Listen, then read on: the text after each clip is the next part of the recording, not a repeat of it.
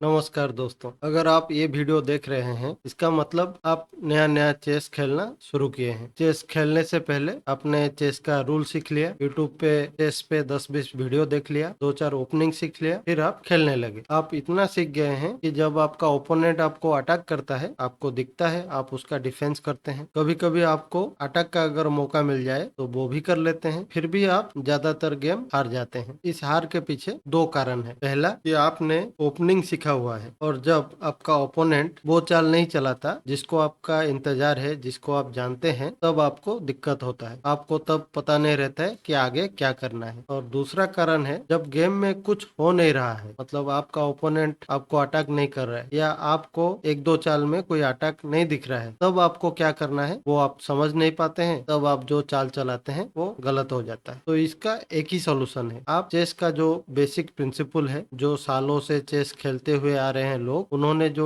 आविष्कार किया है कि कौन सा चाल सही है, कौन सा चाल गलत है, इसमें कोई तालमेल है क्या, मतलब आपको एक दो चीजें याद रखने से चेस का प्रिंसिपल समझ में आ जाएगा। आपको उसको स्टडी करना है, और इसका स्टडी और इसका प्रयोग हम देखेंगे इस गेम में। तो लाइव गेम स्टार्ट करते हैं।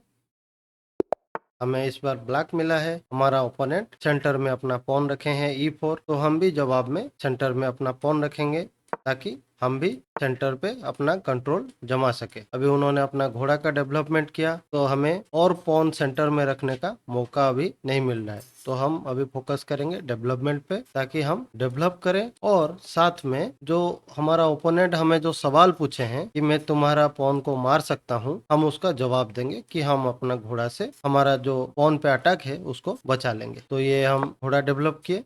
अभी उन्होंने अपना बिशप डेवलप किया, तो हमें भी जल्दी से जल्दी डेवलप कर लेना चाहिए और कैसल कर लेना चाहिए, जो कि हम इस सीरीज में करते आ रहे हैं। और कैसल करने के लिए हमें ये बिशप और ये घोड़ा को डेवलप करना पड़ेगा। तो अभी के लिए ये बिशप को डेवलप कर लेते हैं। अभी उन्होंने सेंटर के तरफ अपना पॉन बढ़ा रहे हैं। शायद उनको ये डी पॉन को आगे पुश करना है D5 पे, लेकिन उस स्थिति में हम अपना बिशप को पीछे लेके बचा सकते हैं, कोई दिक्कत नहीं है। तो हम अभी अपना घोड़ा को डेवलप करते हैं ताकि कैसलिंग कर सके। तो उन्होंने पॉन को सेंटर में दिया, हमारा बिशप पे अटैक है, तो हम अभी के लिए वो पॉन को मारेंगे, और अभी हम अपना बिशप को पीछे लेके बचा लेंगे। अभी के लिए उनका ई पॉन पे हमारा अटैक है, लेकिन वो ई पॉन को आगे करके उसको बचाए, साथ में हमारा घोड़ा पे काउंटर अटैक भी किए। तो यहाँ पे हम चाहे तो घोड़ा को G4 पे ले सकते हैं या फिर E4 पे भी ले सकते हैं। पीछे जाने से डेवलपमेंट हमारा रुक जाएगा, कैसलिंग के लिए अभी रेडी है। और यहाँ कोने में जाने से फिर दिक्कत आ सकता है, वो पॉन से अटैक कर सकते हैं अपना G पॉन से, और फिर हमें घोड़ा को कहीं भी ले जाने के लिए जगह नहीं बचेगा हमारे लिए, हर जगह उसको दुविधा होगा। तो इसीलिए हम घोड़ा को यहाँ G4 पे कर देते हैं, और उन्होंने हमारा घोड़ा को वापस अटैक किया है। बचने के लिए अभी एक ही स्क्वायर है, तो घोड़ा को वापस ले आते हैं। अभी वो बिशप से मार के हमारा पॉन स्ट्रक्चर बिगाड़ सकते हैं, लेकिन इसका हम कुछ कर भी नहीं सकते, हमें मारना ही पड़ेगा। और उन्होंने कैसलिंग भी कर लिया, तो हमारा अभी बाएं तरफ कैसलिंग करने से दिक्कत की संभावना है, इसीलिए हम ये राइट साइड पे कैसलिंग करने का सोच सकते हैं। और उसके लिए हमें ये बिशप को खाली करना पड़ेगा और क्वीन को डेवलप करना पड़ेगा, और हम वो पॉन को आगे करके बिशप के लिए रास्ता खोल देते हैं। और उन्होंने हमारा घोड़ा को अटैक किया है, तो घोड़ा से एक पॉन मार लेते हैं। अगर वो यहाँ पे घोड़ा एक्सचेंज करेंगे तो हम पॉन से मार लेंगे। उन्होंने हमारा पॉन को अटैक किया है अपना रुक से। हम यहाँ G5 पे जाके वो पॉन को डिफेंड भी कर सकते हैं, और साथ में रुक को इस G5 पे लाके हम उनका किंग के तरफ अटैक भी कर सकते हैं। और अभी उनका जो ये पॉन पिन हो गया है G2 का पॉन, हम अपना बिशप को भी डेवलप कर सकते हैं उनका पॉन को मारते हुए। वो चाहे भी अपना G पॉन से हमारा बिशप को नहीं मार सकते, क्योंकि वो पॉन उनका राजा का सामने है और सामने हमारा क्वीन खड़ा है। तो यहाँ पे हम डेवलप करते हुए उनका एक पॉन मार सकते हैं, और यहाँ पे कोई सिली चाल वो चलाएं तो अगला चाल में हम चेकमेट भी कर सकते हैं। यहाँ पे उन्होंने पॉन को आगे करके अपना चेकमेट को रोक लिया है, तो यहाँ पे हम रुक और क्वीन को एक ही लाइन पे कर लेते हैं ताकि हम उन पे अटैक कर पाए। यहाँ पे एक चाल में देखना भी मिस कर गया कि उनका ये जो F पॉन है वो भी पिन है, तो यहाँ पे मैं उनका जी पॉन को मार सकता था, लेकिन मैंने नहीं मारा। लेकिन अभी भी वो मौका है, क्योंकि हमारा बिशप यहाँ देख रहा है, उनका ये जो एफ पॉन है वो वहां से नहीं हट सकता, वो पिन हो गया है। तो हम अगर यहाँ पे G3 का पॉन को मारते हैं तो वो पॉन से नहीं मार सकते, और पॉन के अलावा उनका ये पॉन को कोई और बचा नहीं रहा है। और इस चाल के साथ चेकमेट भी हो रहा है शायद, क्योंकि बिशप जो है ये दोनों स्क्वायर कंट्रोल कर रहा है। क्वीन का वहां जाने से वो ये सीधा लाइन और ये स्क्वायर भी कंट्रोल करेगा, और उनके पास बचने के लिए एक ही स्क्वायर रहेगा, और फिर क्वीन यहाँ G2 पे जाने से उनको चेकमेट भी हो जाएगा। तो ऐसी चाल आपको अमूमन कम ही मिलेंगे, और मिलेगा भी आप देख नहीं पाएंगे। मैं भी पिछला चाल में इसको मिस कर गया, लेकिन ये बड़ा अच्छा चाल है, और ऐसे चाल खेलने पे आपको बड़ा अच्छा लगता है। ये देखिए, हमने क्वीन को पॉन से मारने दे रहे हैं, वो मार नहीं सकते वो अलग बात है, लेकिन हम मारने दे रहे हैं। और ये चेक है, उनके पास एक ही बचाव है कि वो राजा को लेके यहाँ H1 पे जाए। उसके बाद हम क्वीन को यहाँ G2 पे लेके उनको चेकमेट कर सकते हैं। उन्होंने वो चाल ढूंढ लिया जिससे चेक रोक रहा था, अभी यहाँ चेकमेट हो गया और हम जीत गए। तो ये गेम का एक शॉर्ट एनालिसिस करते हैं शुरू से। तो पहले ही चाल में उन्होंने E4 चलाया, तो हमने E5, जैसे कि मैंने पिछला वीडियो में बताया था, शुरुआती चाल में एक या दो पॉन को सेंटर में रख के ओपोनेंट पे प्रेशर बनाना है, ओपोनेंट के सेंटर पे कोई मोहरा को आने नहीं देना है। तो यहाँ पे बराबरी का सिचुएशन था, उन्होंने पॉन भेजा तो हमने भी पॉन भेजा। फिर क्योंकि वो व्हाइट है, अपना दबदबा दिखाए, अपना घोड़ा को डेवलप किए, तो हमने भी घोड़ा को डेवलप किया। उनका अटैक था हमारा पॉन पे, तो हम भी पॉन को डिफेंड कर लिए। फिर उन्होंने बिशप डेवलप किया, हम भी बिशप डेवलप किए। वो फिर अपना सी पॉन को C3 पे किए ताकि वो D4 चला सके, और हमने ये मौका में अपना घोड़ा को डेवलप किया, हमें कैसल जो करना था।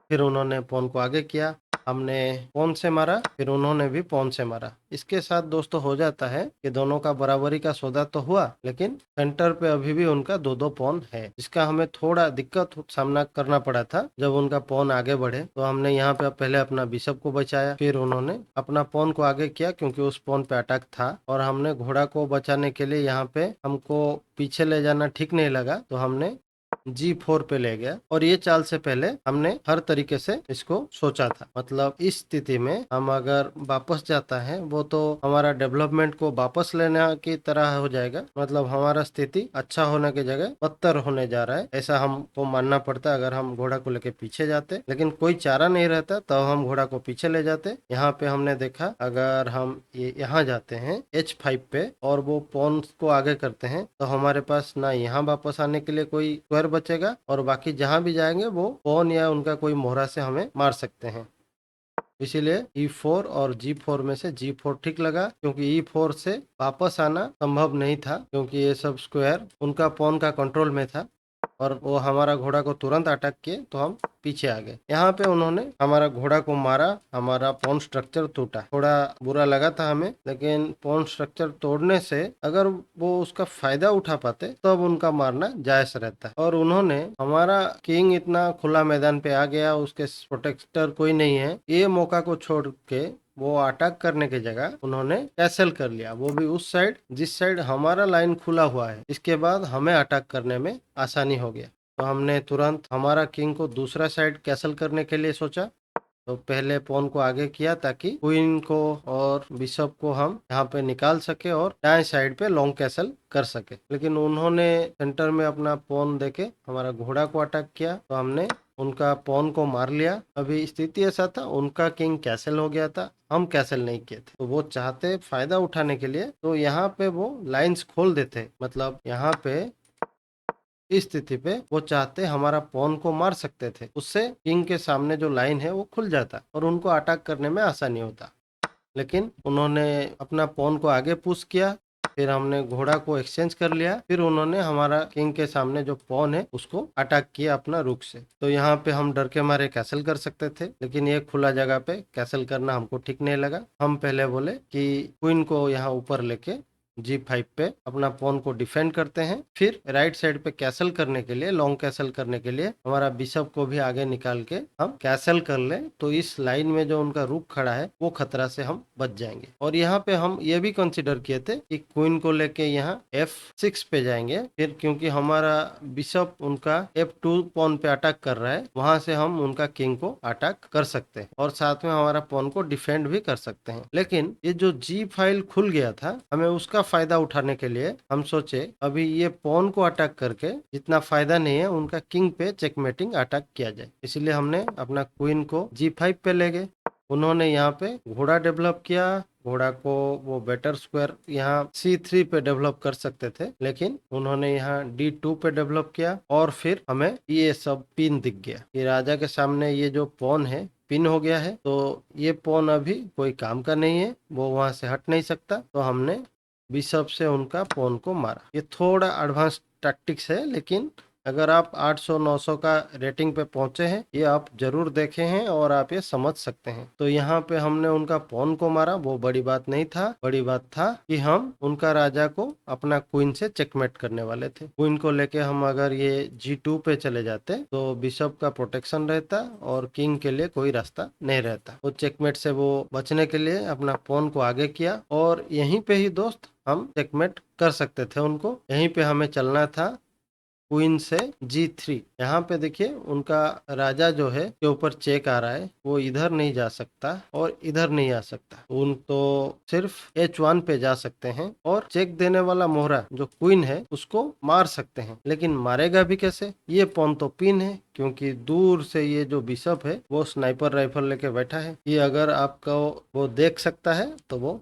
मार सकता है, और वो चेक से बचने के लिए यहाँ साइड में ही जाते। अगला चाल में हम क्वीन से चेकमेट कर देते, लेकिन हमारा टाइम कम हो रहा था, ऊपर से ऐसे चाल उतना जल्दी नहीं दिखता है।